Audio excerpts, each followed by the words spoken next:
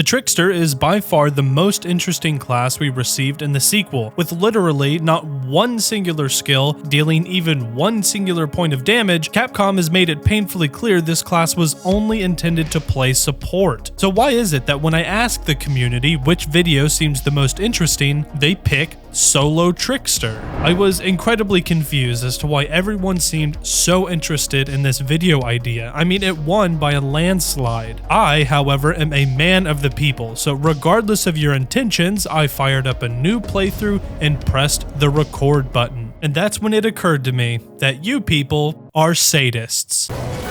Yo, what is that damage?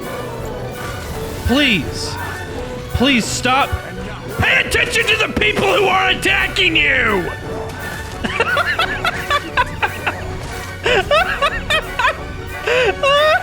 Oh my god, I hate it!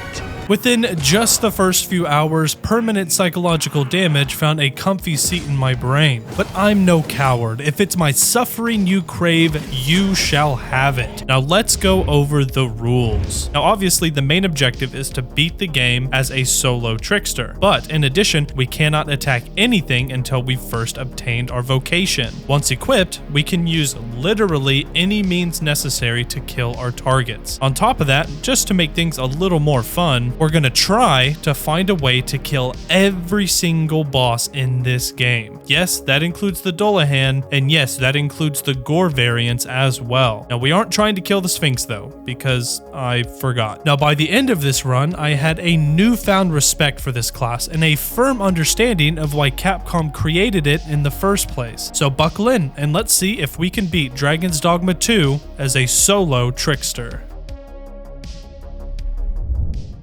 Our adventure starts by creating our character. We made ourselves a muscle mommy, so shredded she looks as if her protein farts would wilt all my houseplants. When playing solo, you need as much carry weight as possible, so massive characters are a must. I've only been cosplaying a pawn for 10 seconds and I already want to end it all. Thankfully, an opportunity presents itself for me and Rook to escape. This is a new start for us. We can just get out of here and be happy together without a single worry in the entire world. Oh god! Fuck you, I hate you, let's make our pawn. Now the only thing better than one muscle mommy is two muscle mommies. We're twins. Can you tell which one is me and which one is a soulless husk doomed to slavery for all of eternity? Well, it's been fun, but I don't need you for this run.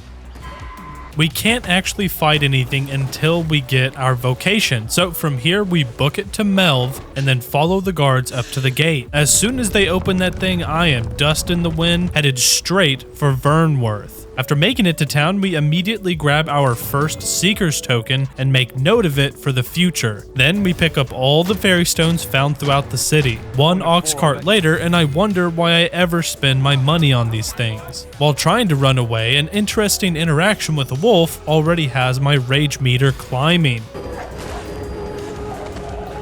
Okay, well you die and I don't, so good job. Finally at Checkpoint Rest Town, and we buy the Jadeite orb and give it to this fella. He gifts us with a bit of gold in return, but more importantly, an elite camping kit. It's lighter in weight compared to the others, which is perfect considering we are utterly alone. After using this cart with no windows or doors to sneak past the guards, we are finally in Back Batal. A bit further, and we skillfully make it down these rocks without dying a bunch.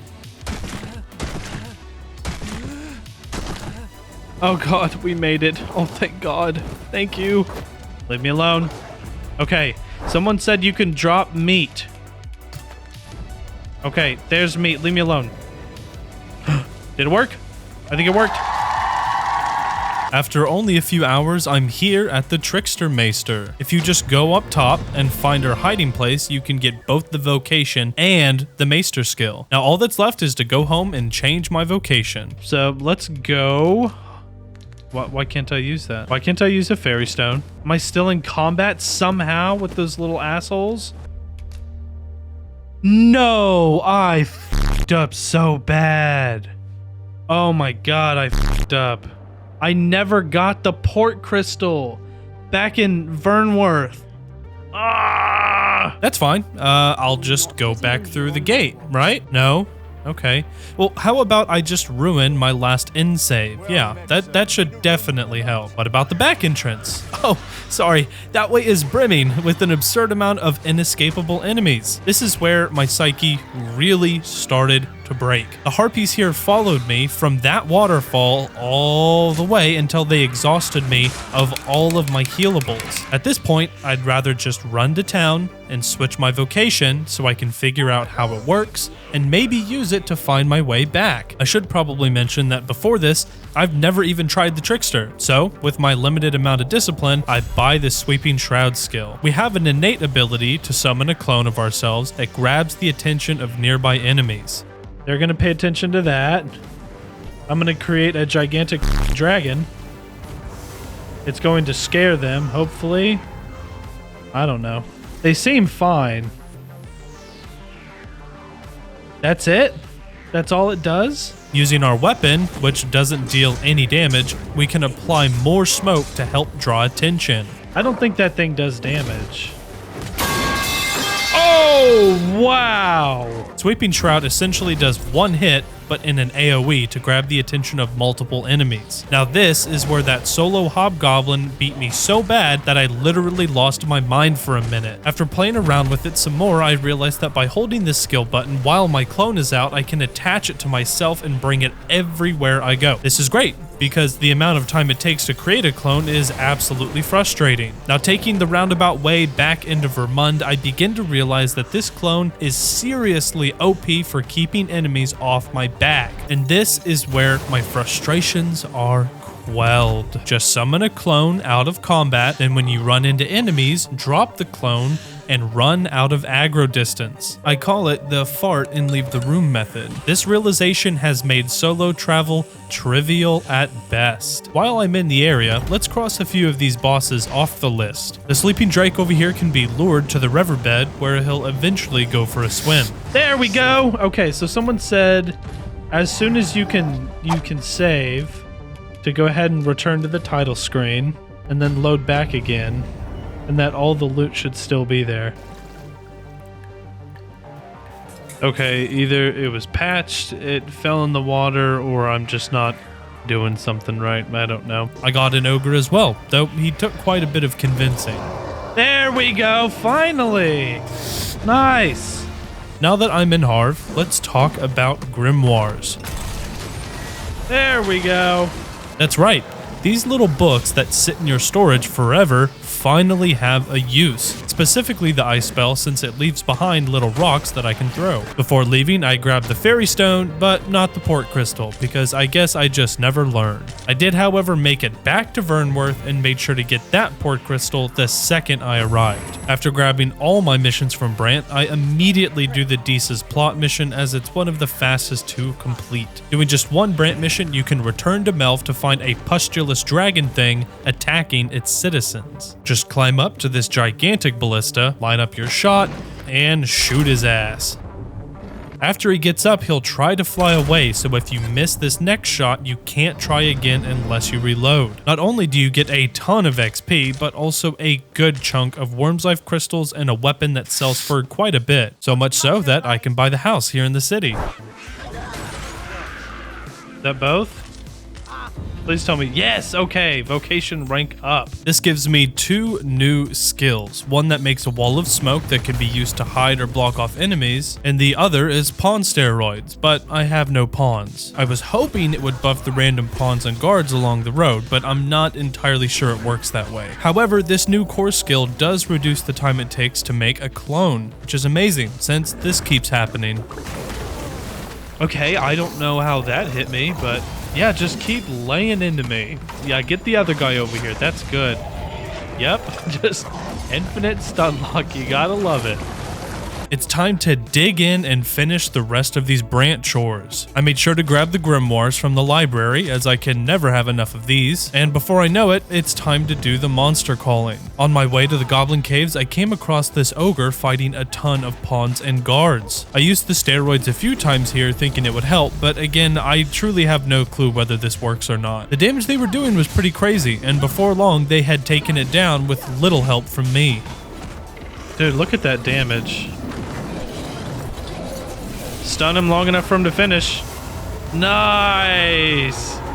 That made it look like my dragon did it. The dragon did not do all that damage. Once in the goblin caves, I now understand what this wall is for. I can use it to block off the cave tunnels to stop would-be goblin pursuers. Starting to feel like I'm playing Death Stranding, I wrap up the last of these missions to obtain my first port crystal. At this point, beating the main story is a piece of cake, but what I really want to focus on is taking down these bosses. In order to do that, I'll need something with a little more firepower than these standard grimoires. After arriving in Rest Town, I switched to Sorcerer just for a few minutes to start this Maester mission before I immediately switch back. The grimoires he asks for are some of the most powerful spells in the game, and starting this mission gives me access. I grab the Empyrean from upstairs, the Seism from the old guy, and Meteoron from the ancient battlegrounds. While I'm here, let's kill another dragon.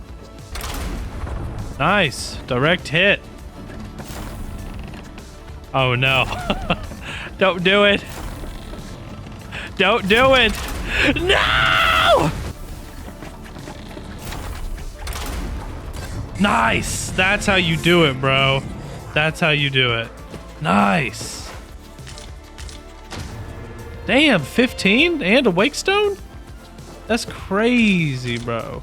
Now, these spells are incredibly powerful if used at opportune moments, especially Meteoron. Now, only if there was a way to clone items in the game.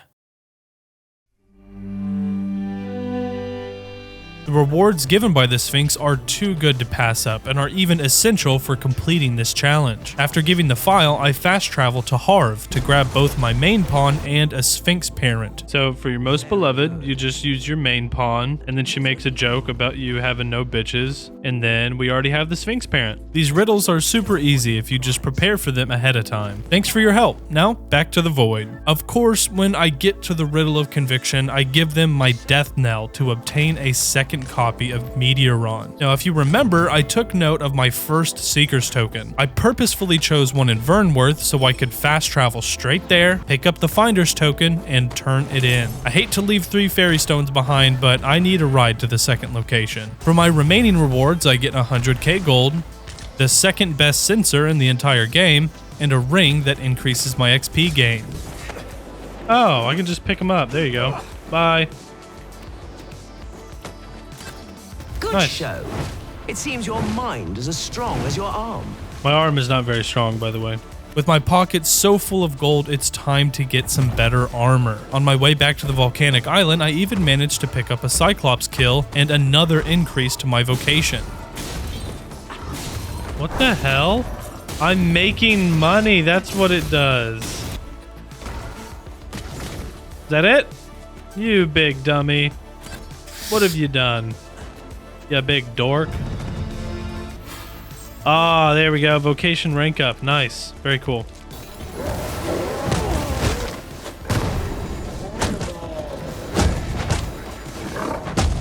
Dude. Oh, they're really f***ing me up.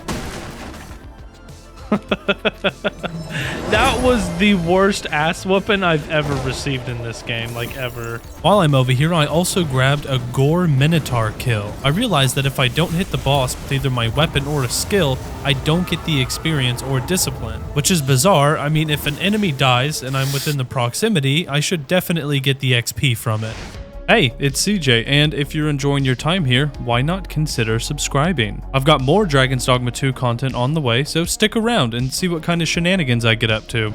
Once at the encampment, I say goodbye to all that gold and hello to a new set of armor. In addition, I also got the skill that allows me to detach from my body to scout and place my clone, the ability to repair my clone, and the ability to run farther away from it before it disappears. That last one may not seem like a big deal, but it really comes in handy later on. With all these new resources, it's time to get some more boss kills. This Gore Ogre takes lethal fall damage if you manage to get him off the cliff. I actually got to loot this one as well. A griffin dive bombed me out of nowhere, so I guess it's time to use all those spells I was prepping. Okay, it's actually on fire, so it's gonna go down now. Okay. Read to do some good damage here. There we go. A few more hits, please. Nope. I really hope I brought enough firepower to kill this thing.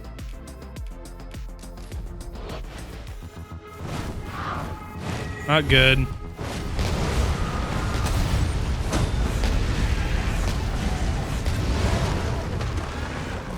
I mean, it's doing a lot, but not quite the amount that I imagined. Pathetic. That was 2 meteorons. How did that not kill this thing? I still had some other spell books left, but just as I got it down to 1 HP, it literally flew away. No use chasing it. I don't even have enough books to kill it anyways. I'll just quit out and reload before the fight. Yeah, I quit out too late, man. I just stood there gawking, and I should have immediately pressed Alt F4. Bro, that feels really bad. I've got 3 of these high 11 books left, and that's it. And I don't think that's enough to kill it anyways. Here he is. Come on, big boy.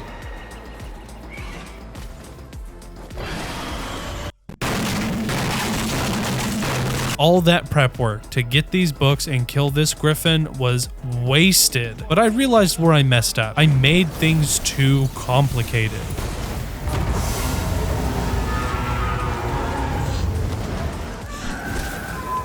There it goes. You! Yes! There's a chimera over here as well, and he jumped off the cliff so fast it made me wonder if that's ultimately what he wanted. Have a nice swim, you big ugly bitch! Oh, yes! I was hoping to do the same with the Medusa, but after a brief visit, I realized she can't even leave her cave, which means I can't push her off a ledge and I can't get her to go swimming. I have absolutely no clue how I'm gonna kill this thing. We'll just have to come back later and try again. This golem in Vermund is an easy dub. Just trail him to the water and let him do the rest. I was close to another vocation increase, so I killed some local saurians. This unlocks what is, in my opinion, the best skill this vocation offers: Fickle Floor. Mashing all these skills together, you've got a recipe to kill anything you can lead to water. But instead of them meandering on the beach for 20 minutes, they dive right on in. It's so good, I managed to actually get a white kill with it as well. And with nowhere left to go, he should now go for a swim. Yay! Oh! We got his stuff. Okay, that's pretty cool. Now the Medusa can't leave its cave, and the dollahan has an innate ability to teleport when it hits water, and takes 0 fall damage as well. If I wanted to kill them, I'd have to get creative. I remembered there was a bookstore near the player home in Back Batal. After checking her inventory, I realized she sells all 3 of the standard grimoires. I could have saved myself a lot of pain and suffering by coming here earlier, but hindsight is 20/20. After refreshing her stock multiple times, I've got quite the stockpile of books. Let's see if I can't kill this dollahan. There's a mission where you go help this lady's husband fight the exact boss we're looking for. This way I have some help. This is gonna be hard doing this shit in the dark. And the entire team immediately jumped into the water. I also still have that Empyrean book, and the dollahan is weak to holy damage. This is a recipe for success. Let's see what happens. Do this. There we go. Okay, is he going down for some damage? Okay, and then now we're gonna hit him with the Empyrean, I believe. All right.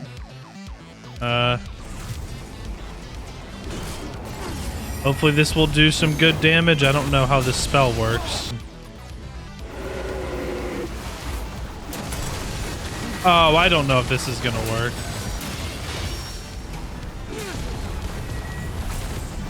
Oh, no, this is impossible. Yeah, there's no way. Wait, what?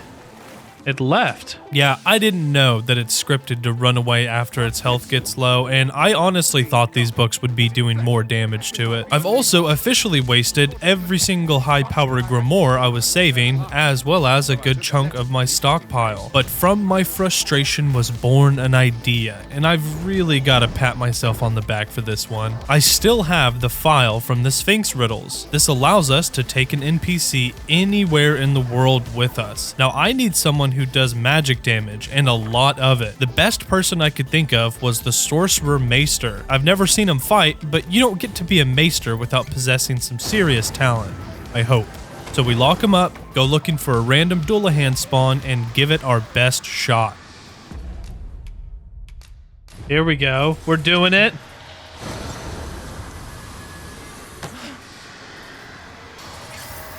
Okay, here he comes.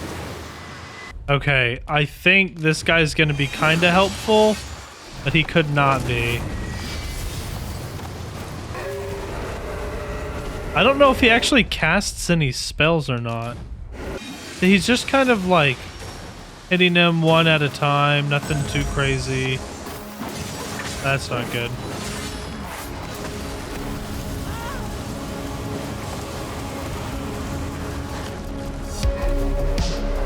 Oh, what just happened?